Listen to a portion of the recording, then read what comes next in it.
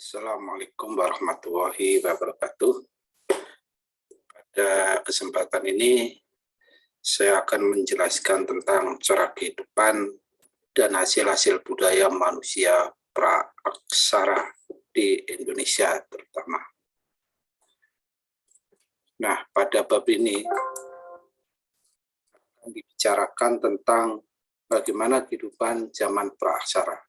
Sebelum itu, kita akan memberi satu gambaran tentang tujuan pembelajaran. Yang pertama adalah memahami corak kehidupan manusia praaksara pada masa berburu, meramu, bercocok tanam, dan masa perundakian. Yang kedua, mengenali dan membandingkan hasil-hasil budaya yang khas pada masing-masing pada masa berburu dan meramu, bercorak tanaman, dan masa perundakian. Kemudian mengidentifikasi dan menunjukkan hasil-hasil budaya manusia masa praaksara di daerah masing-masing, dan mengidentifikasi dan menunjukkan hasil-hasil budaya manusia masa praaksara di daerah masing-masing yang masih dipraktekkan sampai sekarang dan yang mengalami perkembangan karena kemajuan ilmu pengetahuan dan teknologi. Karakter yang dikembangkan, pertama ya, kita harus bersyukur, kreatif, memiliki rasa ingin tahu yang tinggi, menghargai budaya bangsa, menghargai sikap ilmiah terbuka. Kata kuncinya evolusi, primat, dan seterusnya. Kemudian kita masuk kepada pertanyaan. Ada 5 pertanyaan tentang gambar di bawah ini. Di antaranya adalah gambar-gambar ini, silakan didiskusikan apa mengenai antara gambar 1, 2, 3, sampai gambar yang keempat. Charles Darwin, ini manusia dalam lintasan secara evolusi. Nah, ini menurut Charles Darwin. Bahwa teori Darwin meyakini bahwa manusia dan segala makhluk hidup lain terbentuk melalui satu proses yang panjang selama jutaan tahun melalui sistem seleksi alam atau survival of the fittest yang disebut dengan teori evolusinya. Kemudian teori kreasionisme meyakini bahwa kemunculan tiba-tiba manusia primitif yang menjadi nenek moyang umat manusia merupakan penciptaan Tuhan. Jadi ada beberapa teori. Nah ini proses dalam satu gambaran teori tentang evolusi. Nah, oleh para ahli biologi, manusia diklasifikasikan ke dalam bangsa urdu atau primat, yaitu kelompok mamalia atau jenis dari binatang menyusui. Ordo primat itu terdiri dari Anthropodia, Prosimia. Kalau kita lihat gambarnya seperti ini, ada kera, ada monyet, ya, cenderung berjalan tegak. Kalau kera dianggap kerabat dekat manusia. Kalau monyet cenderung berjalan dengan keempat kakinya. Nah, kesamaan homonid manusia dan antropodia mampu untuk belajar seperti pada pertunjukan sirkus, berkomunikasi, mengeluarkan suara grooming, saling merawat tubuh, jantan bersikap dominan. Nah, seperti ini perilaku grooming. Evolusi biologis manusia purba. Perkembangan Homidae atau manusia diantaranya adalah dari jenis Australopithecus. Australopithecus itu kalau kita sebut yaitu gambaran, ya, gambaran di mana tingkat kecerdasan atau inteligensinya, IQ-nya setara dengan simpasa dan gorila antara 75 sampai 85. Kemudian pemakan tumbuh-tumbuhan atau vegetaris. Tubuh yang besar dan kuat. Hidupnya adalah 4 juta tahun yang lalu, cikal bakal marga genus Homo, karena 2 juta tahun kemudian mulai berjalan tegak. Kemudian Homo erectus, 1,5 juta tahun yang lalu. Kemudian dia memakan daging. Kehidupannya adalah berburu. Kemudian telah menemukan sebuah api. Nah, selanjutnya Homo sapien. Homo sapien ini hidup sekitar 300.000 sampai 200.000 tahun yang lalu. Sedang volume otak lebih besar daripada Homo erectus. Namun, masih tergolong kecil dibandingkan dengan otak manusia modern. Kemudian konsep tentang kepercayaan awal, baru mempunyai sebuah kepercayaan awal. Selanjutnya Homo sapien, kira-kira 35.000 tahun yang lalu. Penampilan fisik mirip manusia. Kemudian manusia modern pertama Cro-Magnon dan menghasilkan alat bilah. Selanjutnya adalah berkembangnya ras dan keberagaman manusia. Berbagai macam ras di dunia. Ada ras Australoid, Mongoloid, Caucasoid, Negroid. Nah, ras generasi awalnya yakni Homo wajah-kencing cikal bakal penduduk Papua. Ras Mongoloid, ras generalis atau ras generasi awal yakni Sinanthropus pikenensis, cikal bakal bangsa Asia Timur Tenggara, Tengah, Utara, hingga ke wilayah Amerika Utara dan Selatan. Sedangkan Caucasoid, ras generasi awal, yakni cikal bakal bangsa-bangsa Eropa yang sekarang. Negroid adalah munculnya Homo sapien atau yang disebut dengan asilar, yang manusianya adalah yang berasal dari Afrika, kemudian masuk di Indonesia adalah wilayah Papua. Corak kehidupan dan hasil budaya manusia zaman praaksara Indonesia. Yang pertama, masa berburu dan mengumpulkan makanan, tingkat sederhana. Budayanya disebut dengan budaya Paleolitik. Kira-kira sekitar 12.000 tahun yang lalu budaya batu. Sudah mengenal budaya batu. Yang kedua, masa berburu dan mengumpulkan makanan tingkat lanjut. Budayanya disebut adalah Mesolitik. Kira-kira sekitar 10.000 sampai 2.500 tahun yang lalu. Budayanya apa? Budayanya adalah batu tengah. Yang ketiga, masa bercocok tanam atau budaya Neolitik. Kurang lebih 1.500 sebelum Masehi. Kemudian perkembangan berikutnya, yang keempat, masa perundakian. Budayanya terkenal dengan megalitik dan budaya logam, kurang lebih 300 sebelum Masehi. Yang kelima adalah kesinambungan hasil budaya manusia purba. Kita mulai dari masa berburu dan mengumpulkan makanan tingkat sederhana budaya Paleolitik. Meganthropus, tulang pipi tebal, otot kunyah kuat, tonjolan kening menyolok, tonjolan belakang tajam, tidak memiliki dagu, perawatan tegap, memakan jenis tumbuhan. Meganthropus, megan adalah yaitu besar, tropus adalah manusia besar. Kemudian yang kedua, Pithecanthropus. Tinggi kurang lebih 165 sampai 180 cm.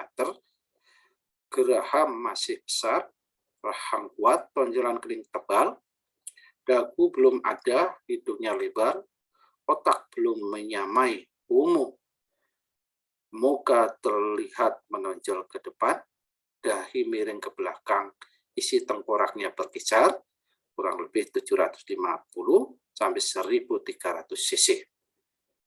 Kemudian jenis humor. Isi tengkoraknya bervariasi antara 1000 sampai 2000 cc. Tinggi 130 sampai 210 cm. Berat badan 30 sampai 150 kg. Rahang serta otot kunyah mengecil. Muka tidak begitu menonjol ke depan. Berdiri tegak sudah lebih sempurna. Koordinasi otot sudah jauh lebih cermat. Corak kehidupan sosial ekonomis, yaitu tinggal di kawasan yang berupa padang rumput dengan semak belukar dan hutan kecil sekitar dekat dengan sumber air, danau, dan rawa. Kemudian makanan berupa daging dan tumbuh-tumbuhan yang dimakan mentah karena belum mengenal api. Hidup dalam kelompok-kelompok kecil secara nomaden, berpindah-pindah tempat. Karena apabila di suatu tempat sudah kehabisan bahan makanan, maka mereka secara otomatis berpindah tempat. Adanya primus inter pares dalam memilih pemimpin dan kelompok atau kelompok-kelompok. Kemudian ada pemimpinnya yang dipilih adalah orang-orang yang terkuat di kelompoknya.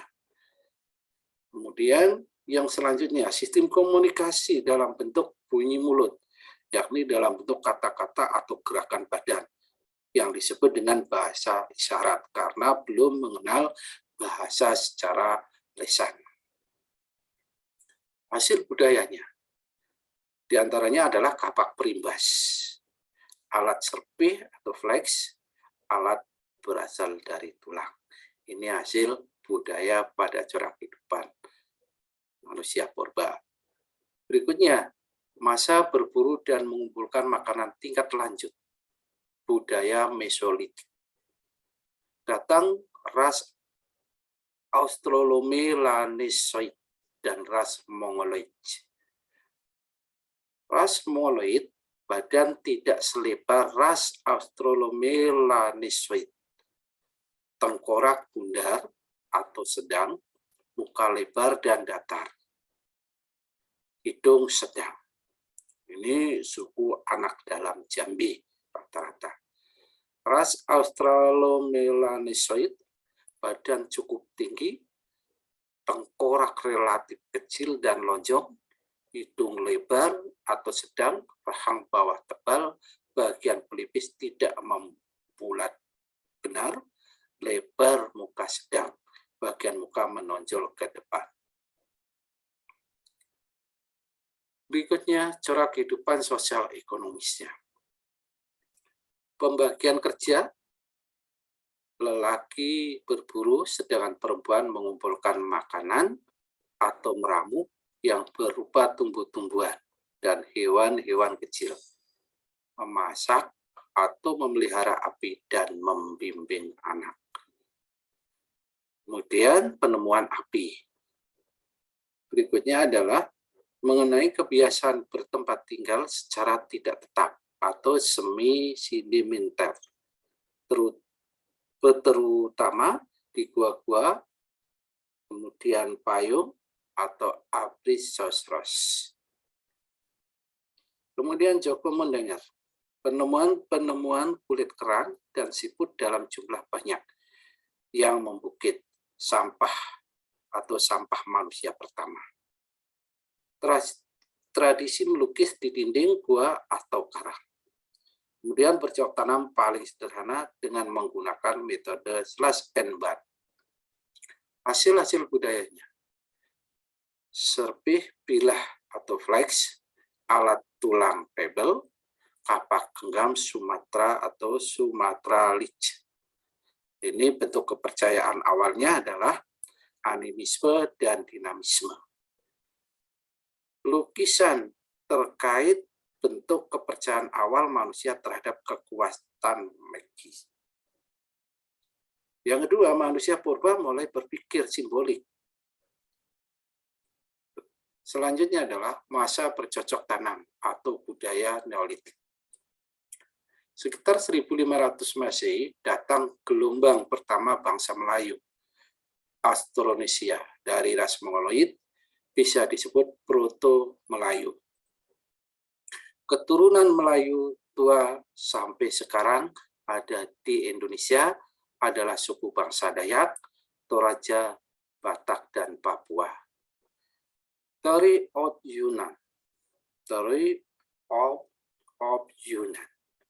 Proto-Melayu membawa kebudayaan baru yang disebut budaya Neolitik, budaya batu baru, atau dapat juga disebut zaman kebudayaan kapak persegi. Nah, ini diantaranya adalah ada suku Batak, yang paling kiri, kemudian suku Dayak, dan suku Toraja. Corak kehidupan sosial ekonomisnya.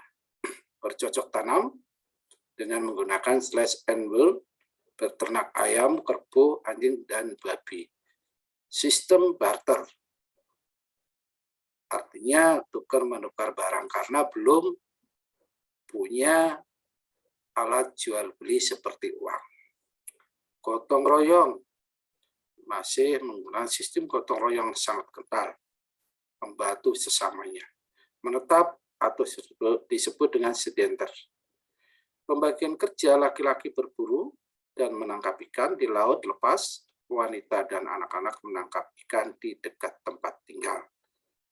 Atelier, orang yang bertugas menghaluskan beliung kasar. Sedangkan pemimpin atau yang disebut dengan primus inter pares semakin berperan penting. Jadi setiap kelompok mempunyai pemimpin atau yang disebut dengan istilah suku, kepala suku. Hasil-hasil budayanya.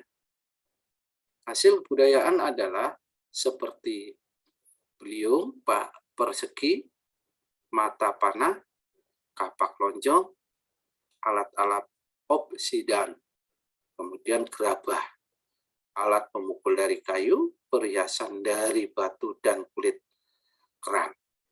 Sistem kepercayaannya adalah animisme dan dinamisme. Animisme ini adalah percaya bahwa roh nenek moyang mempunyai kekuatan gaib. Sedang dinamisme bahwa benda-benda mempunyai kekuatan gaib.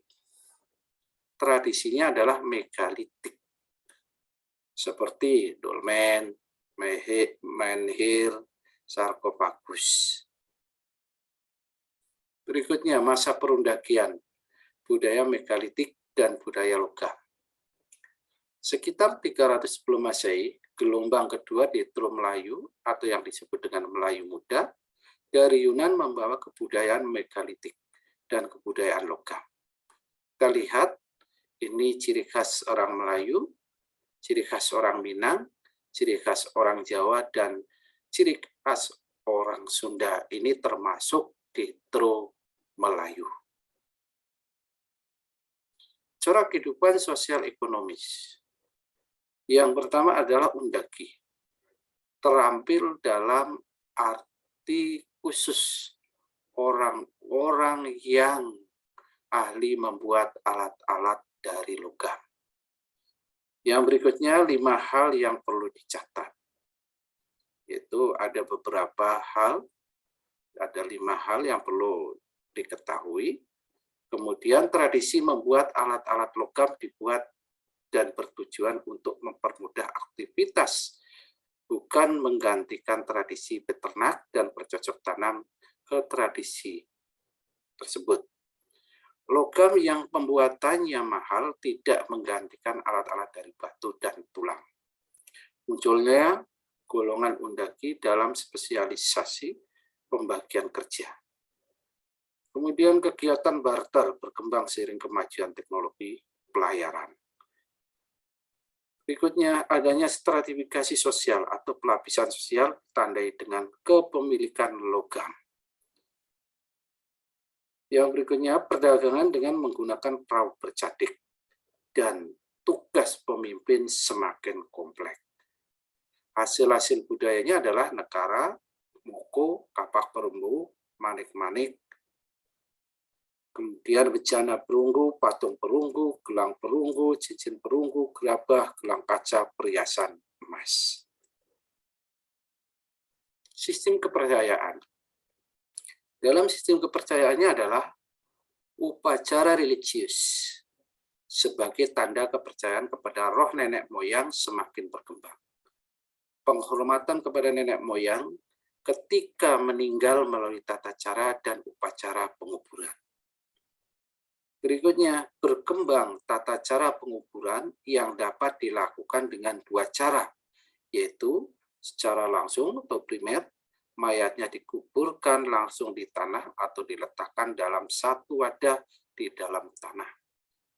Yang kedua, tidak langsung atau yang disebut dengan sekunder, mengubur mayat lebih dahulu ke dalam tanah, kemudian mayat tersebut diambil kembali rangkanya melalui suatu upacara untuk kemudian dipindahkan ke tempat yang telah disediakan. Seperti ini, kubur batu di tanah Toraja merupakan contoh proses penguburan tidak langsung atau sekunder. Kubur batu di tanah Toraja sendiri diyakini dimulai pada masa perundakian. Nah, berikutnya kesinambungan hasil budaya. Kesinambungan hasil budaya manusia purba dan manusia modern. Tradisi gerabah, tradisi penguburan, tradisi megalitik, dan shifting cultivation. Nah, demikianlah mengenai tentang kehidupan masa zaman pra-aksara. Terima kasih. Assalamualaikum warahmatullahi